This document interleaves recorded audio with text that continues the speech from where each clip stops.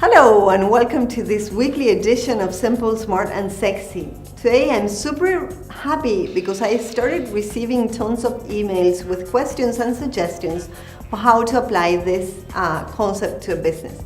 And I received an email from Jen Christoph, this is the one I'm going to read you, that says, "Hi Mariana, I saw you at Expo Management in Madrid where you presented an innovation process. I was wondering if there's a process to apply the Simple, Smart and Sexy concept into a business." And I really like that email or like that question because the Simple, Smart and Sexy is just an end result of a well-crafted innovation process. I mean, it's what an innovation process should result in. The innovation process I presented at that conference in Madrid is the one I apply with my clients today. And it's a 6-stage process which starts really by having a niche or a real business need, a critical business need to innovate. And that could be a stale brand, a sinking business unit, or even the need to drive growth in a very difficult economy.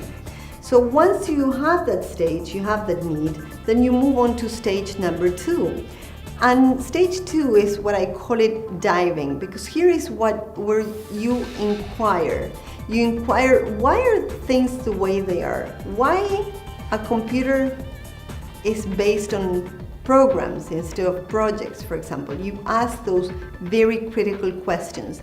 And then you dive, you immerse into your customer's brain, and you start thinking, how can you make that product or that service more usable, more sexy, more attractive? So that's when the simple or the simplicity concept at that stage is where you drive the simplicity concept. So then the third stage is where you start with the ideation, you start with the imagination and identifying opportunities in the market to create something that is completely new. And that's where you involve others, whether those are consumers or your entire organization or vendors. When you do this, especially when you involve vendors, is when you bring in the smart concept, because they can help you integrate different features into your creation. So once you have that product or you have that concept, then you have to move on to stage number 4. And stage number 4, it's where you have to make the decision whether to go forward and to move forward with that product or not.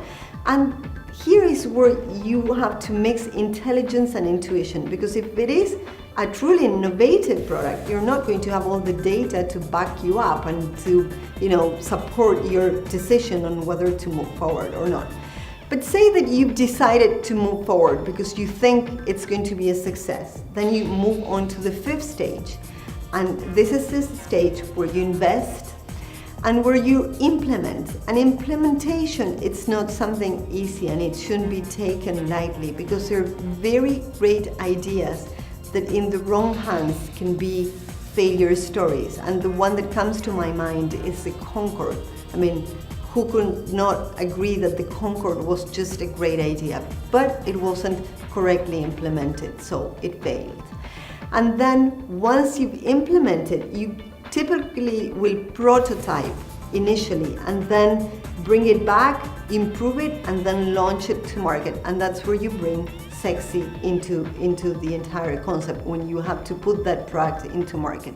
The last stage, the 6th stage, is where you measure results. Now, this is typically a 2 to 3 year long process. So if you want more details on how to apply it to your business, visit my website or send me an email at info@marianaferrari.com. For now, just remember, be simple, be smart, be sexy, and have a super week.